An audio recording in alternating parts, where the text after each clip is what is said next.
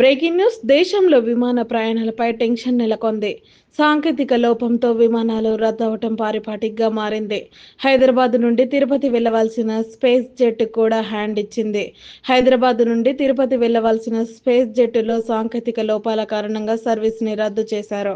ఉదయం 6:15 తిరుపతి వెళ్లవలసిన space jet విమానం రన్వే వైపుకు వెళ్లి కాసేపటికే సాంకేతిక లోపం గుర్తించారు పైలట్స్. రన్వే నుండి విమానాన్ని తిరిగి ఎయిర్పోర్ట్ వైపుకు మళ్లించారు పైలట్స్. స్పేస్ జెట్లో 80 మంది ప్రయాణికులు ఉన్నారు. ఇతర విమానాల్లో ప్రయాణికులని తిరుపతికి పంపే ప్రయత్నం చేస్తున్నారు స్పేస్ జెట్ అధికారులు.